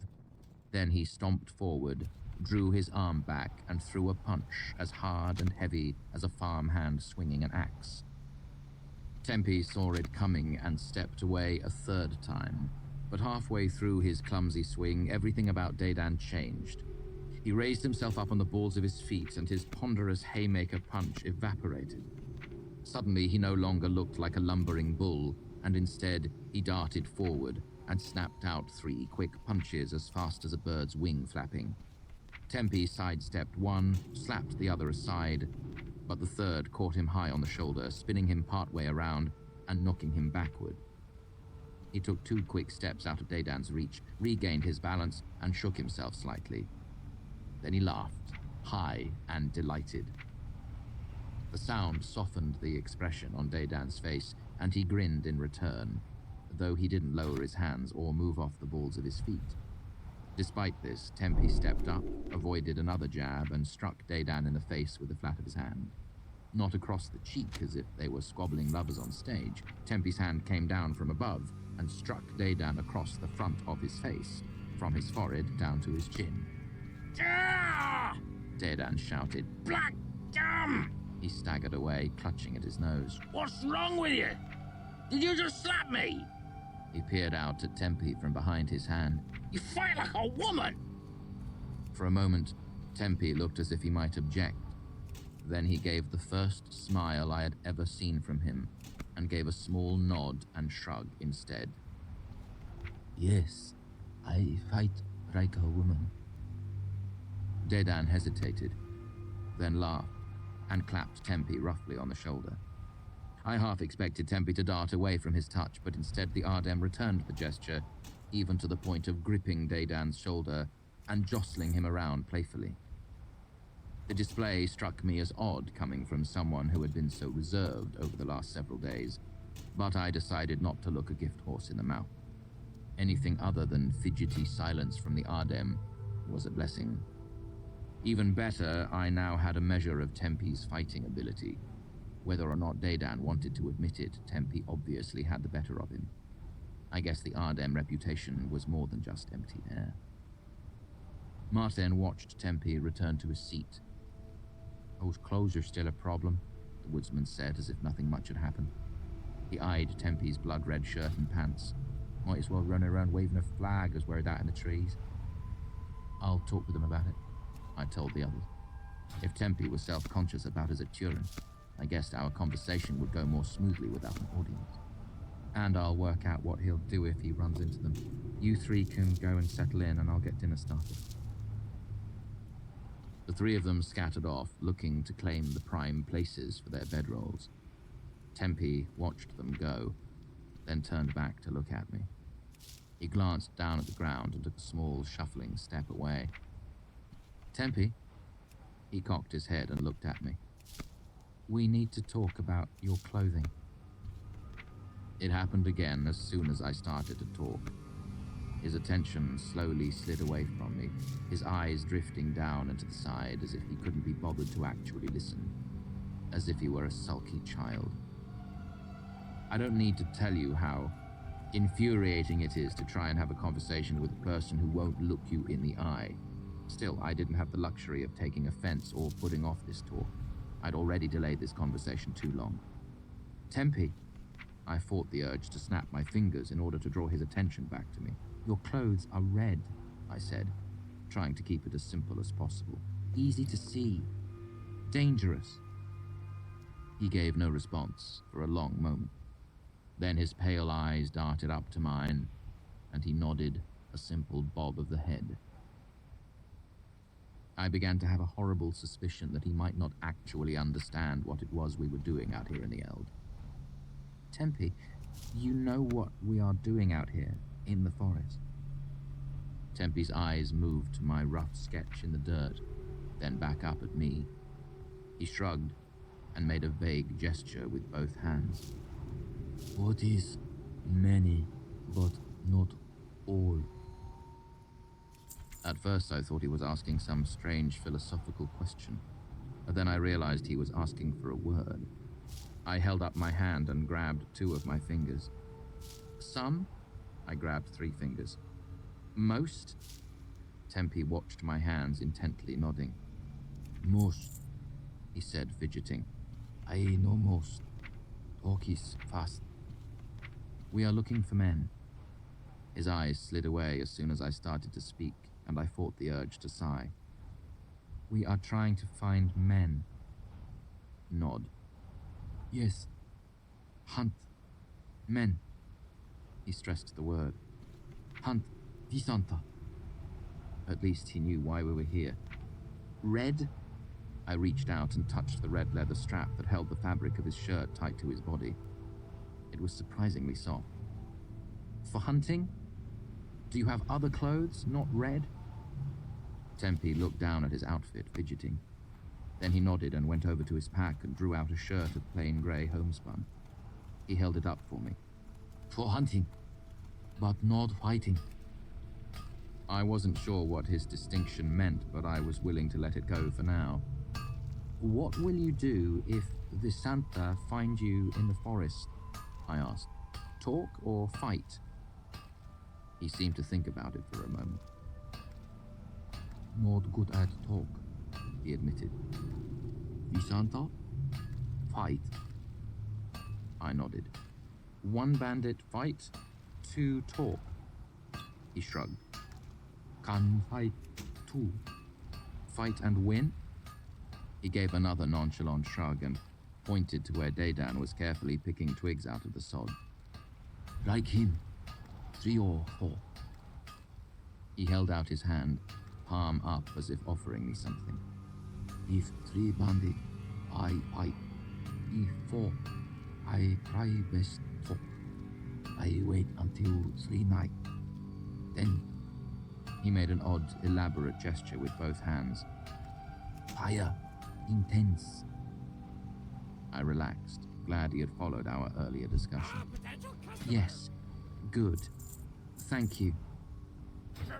The 5 of us had a quiet dinner of soup, bread, and a rather unimpressive gummy cheese we'd bought in Crossen. Dedan and Hespe bickered in a friendly way, and I speculated with Martin about what sort of weather we might expect over the next few days. Other than that, there wasn't much chatter. 2 of us had already come to blows. We'd come 100 miles since Severin, and we were all aware of the grim work ahead of us.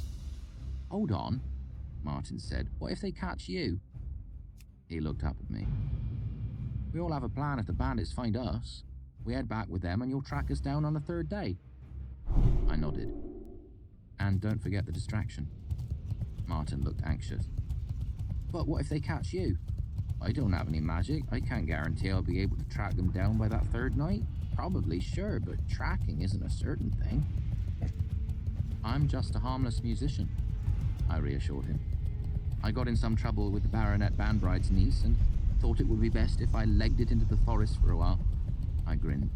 They might rob me, but as I don't have much, they'll probably just let me go. I'm a persuasive fellow, and I don't look like much of a threat. Dedan muttered something under his breath I was glad I couldn't hear. But what if, Hespe pressed, Martin's got a point.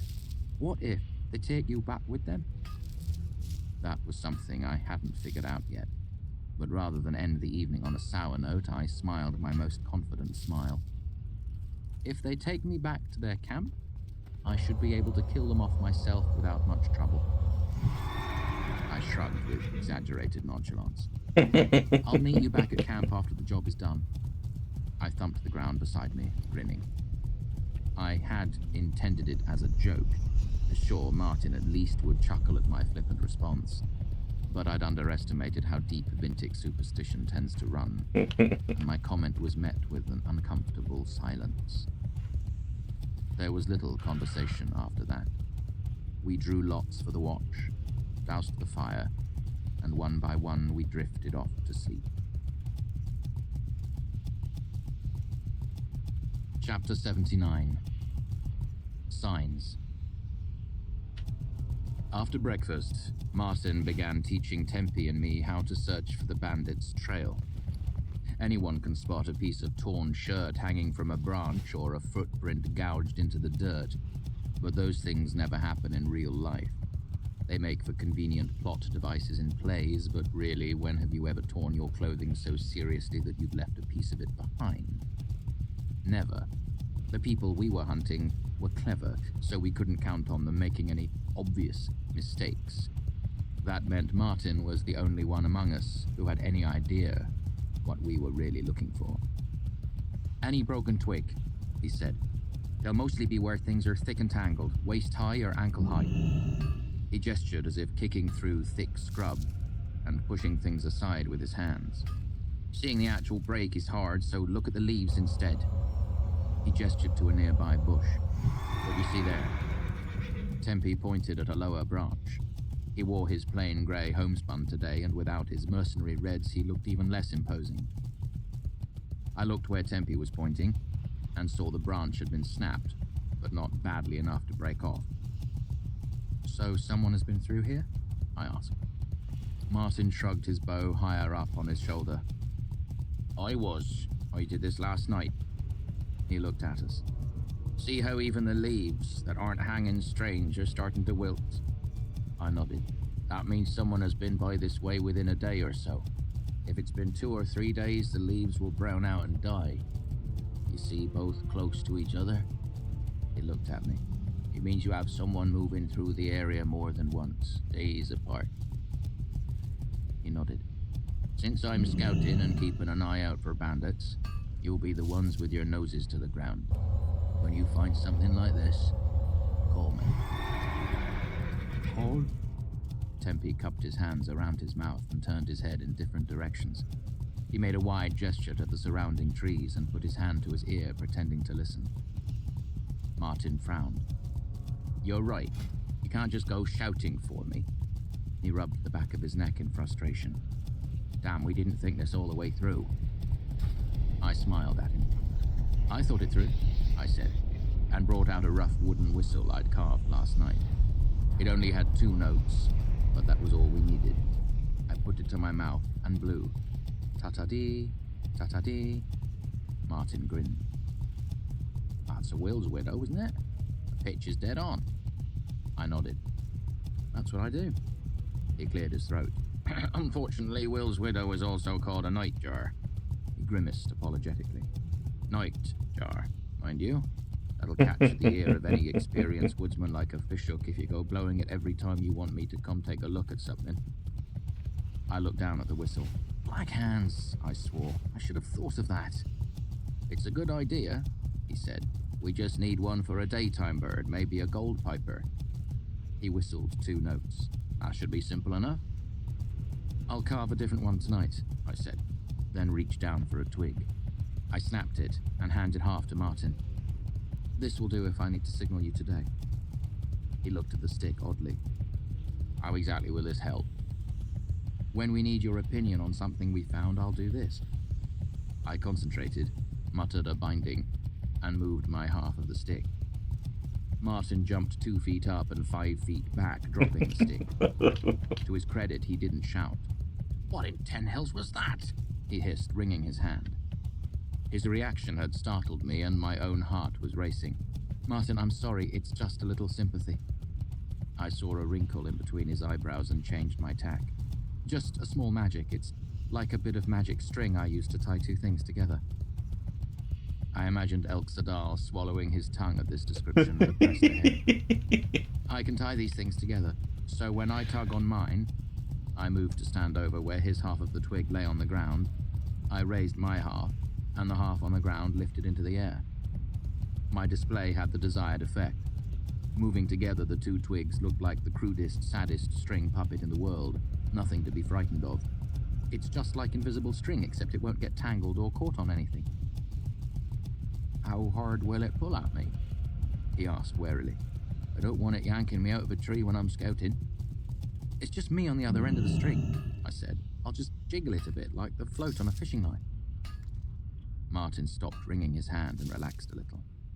Startled me is all, he said. That's my fault, I said. I should have warned you.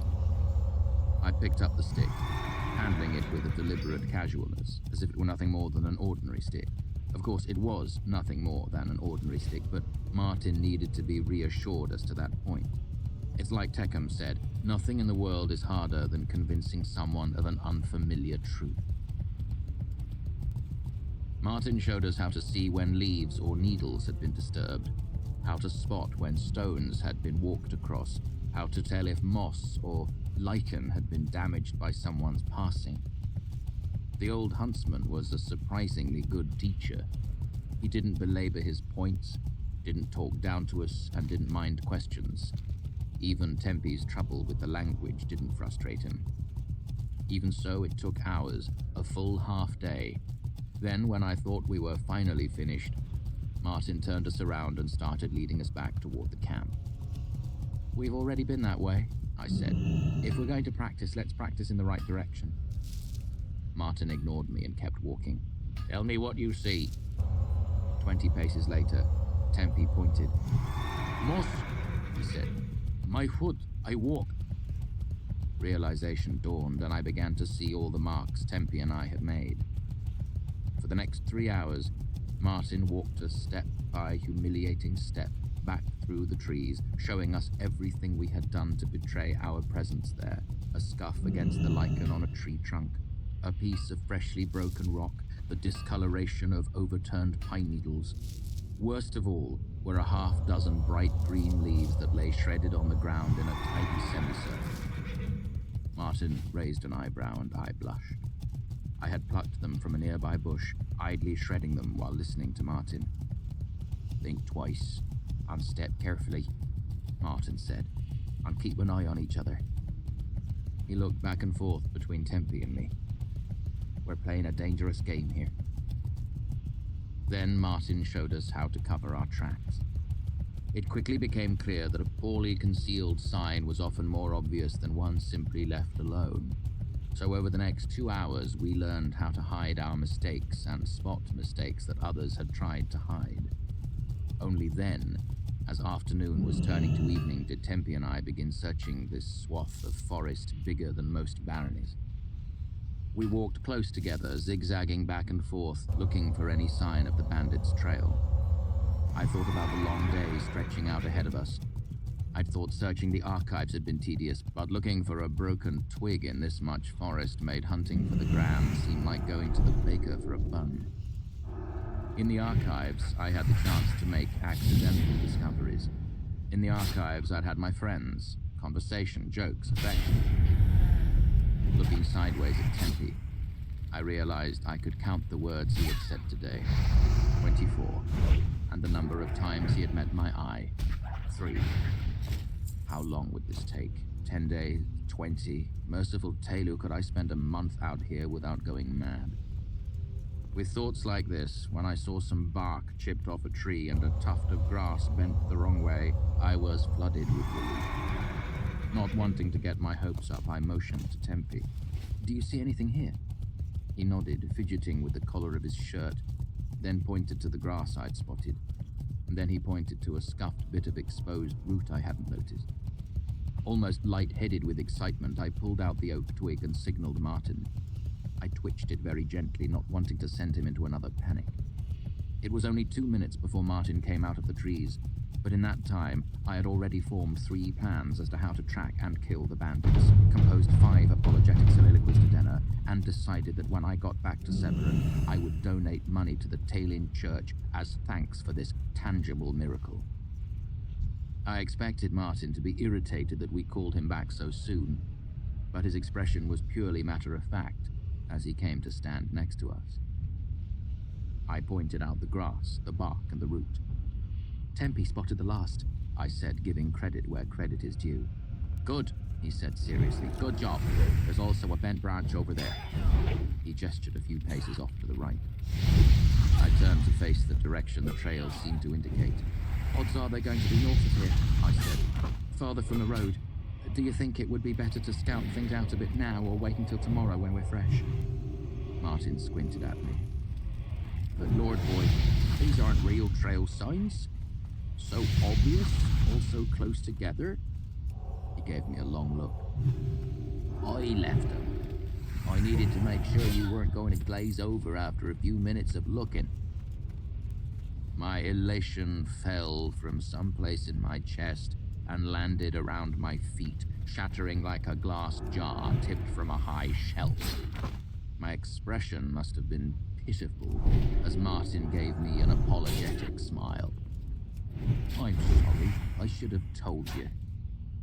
I'll be doing it off and on every day. It's the only chance we have to stay alert. This isn't my first time hunting through haystacks, you know." The third time we called Martin back, he suggested we make a standing wager. Tempe and I would win a halfpenny for every sign we found, and he'd win a silver bit for every one we missed. I jumped at the offer. Not only would it help keep us on our toes, but 5-to-1 odds seemed rather generous. This made the rest of the day pass quickly. Tempe and I missed a few signs, a log shifted out of place, some scattered leaves, and a broken spider web. I thought this last one was a bit unfair, but even so, by the time we headed back to camp that evening, Tempe and I were 2 pennies ahead. Over supper, Martin told a story about a young widow's son who left home to make his fortune. A tinker sold him a pair of magic boots that helped him rescue a princess from a tower high in the mountain. Dedan nodded along while he ate, smiling as if he'd heard it before. Hespe laughed in places, gasped in others, the perfect audience. Tempe sat perfectly still with his hands folded in his lap, showing none of the nervous restlessness I'd come to expect from him. He stayed that way through the entire story, listening while his dinner grew cold. The story was a good one. There was a hungry giant and a riddle game. The widow's son was clever, and in the end, he brought the princess back and married her. It was a familiar story, and listening to it reminded me of days long gone, back when I had a home, a family. Chapter 80. Tone.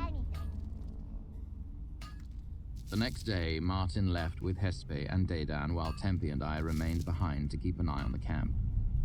With nothing else to occupy my time, I started gathering extra firewood.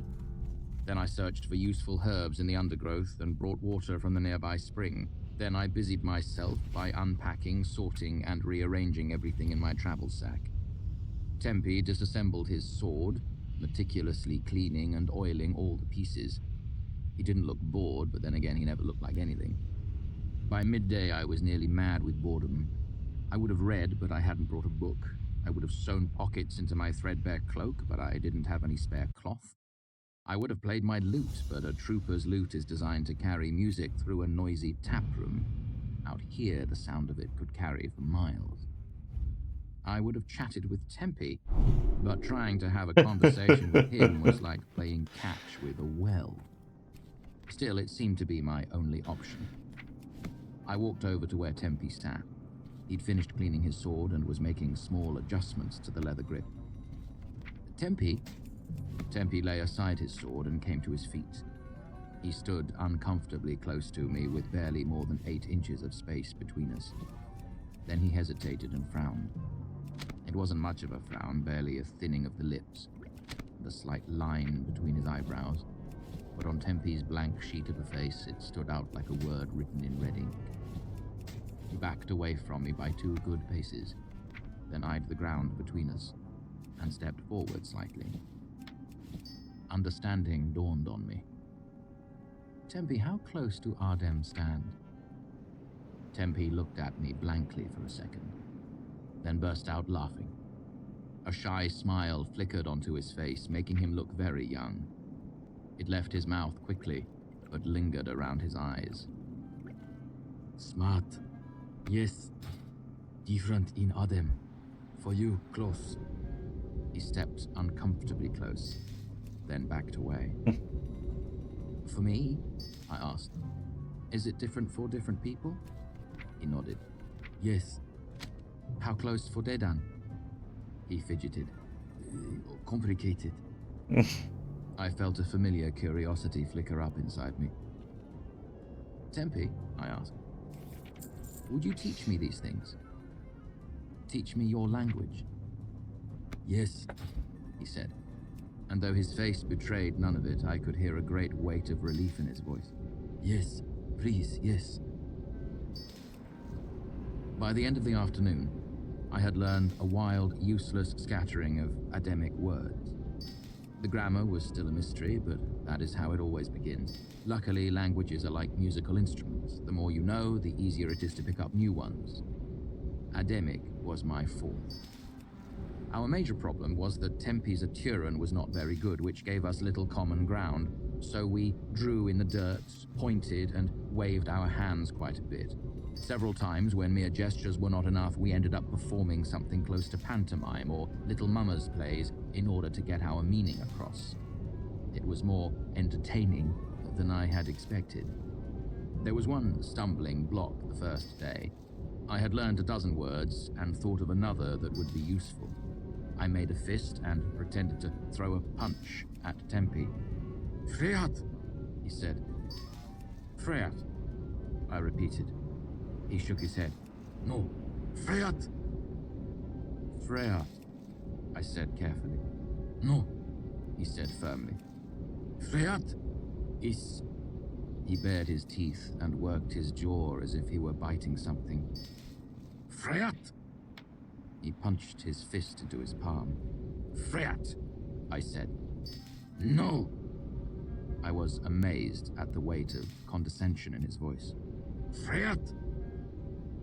My face got hot. That's what I'm saying. Freat! Freat! Freat! Tempe reached out and smacked me in the side of the head with the flat of his hand. It was the same way he had struck Dedan last night, the way my father had cuffed me when I was being troublesome in public. It wasn't hard enough to hurt, it was just startling. No one had done that to me in years. Even more startling was that I hardly saw it. The motion was smooth and lazy and faster than snapping your fingers. He didn't seem to mean anything insulting by it. He was merely getting my attention. He lifted his sandy hair and pointed to his ear. Here, He said firmly. Freat! He bared his teeth again, making a biting motion. Freat! Raised fist. Freat! Freat! And I did hear it. It wasn't the sound of the word itself, it was the cadence of the word. Yeah, what do Freat! you want? I said.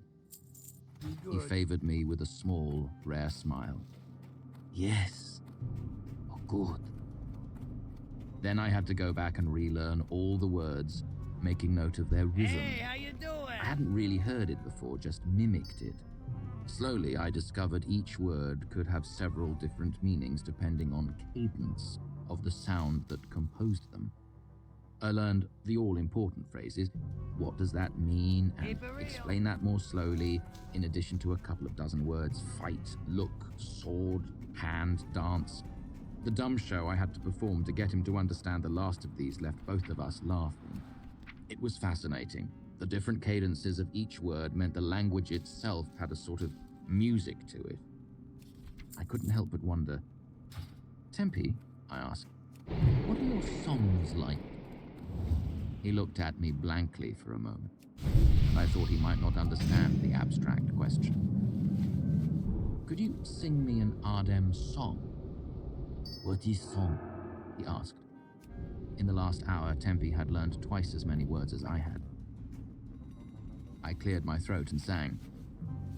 Little Jenny No Shoes went a-walking with the wind. She was looking for a bonny boy to laugh and make her grin. Upon her head a feather cap, upon her lips a whistle. Her lips were wet and honey sweet, her tongue was sharp as thistle. Tempe's eyes went wide as I sang. He practically gaped. You, I prompted, pointing to his chest. Can you sing an Ardem song? His face flushed a burning red, and a dozen emotions ran wild and undisguised over his face. Astonishment, horror, embarrassment, shock, disgust. He got to his feet, turning away and chattering something in Ademic far too quickly for me to follow. He looked for all the world as if I just asked him to strip naked and dance for me. No, he said, managing to collect himself somewhat. His face was composed again, but his fair skin was still flushed a violent red. No, Looking down at the ground, he touched his chest, shaking his head. no song. No Adem song. I got to my feet as well, not knowing what I'd done wrong. Tempe, I'm sorry. Tempe shook his head. No, nothing, sorry. He drew a deep breath and shook his head as he turned and started to walk away. Complicated. Chapter 81. The Jealous Moon. That evening, Martin shot a trio of fat rabbits. I dug roots and picked a few herbs, and before the sun was down, the five of us sat down to a meal made perfect by the addition of 2 large loaves of fresh bread, butter, and a crumbly cheese too local to have any specific name. Spirits were high after a day of good weather, and so with dinner came more stories. Hespe told a surprisingly romantic tale of a queen who loved a serving boy. She told her story with a gentle passion, and if her telling didn't show a tender heart, the looks she gave Dedan as she spoke of the queen's love did. Dedan, however, failed to see the marks of love on her, and with a folly I have rarely seen equaled, he began to tell a story he'd heard at the Pennyworth Inn, a tale of Valyrian. The boy who told me this was hardly as old as Quothia, Dedan said. and if you'd heard him talk, you'd have seen he wasn't the sort who could invent such a tale. The mercenary tapped his temple meaningfully. But listen and judge for yourself if it's worth believing. As I've said, Dedan had a good tongue in his head and a sharper wit than you'd guess when he decided to use it. Unfortunately, this was one of the times that the former was working and the latter was not. For time out of mind, men have been wary of this stretch of woods, not for fear of lawless men or becoming lost. He shook his head. No, they say the fair folk make their homes here. Cloven-hoofed pucks that dance when the moon is full. Dark things with long fingers that steal babes from cribs. Many's the woman, old wife or new, who leaves out bread and milk at night.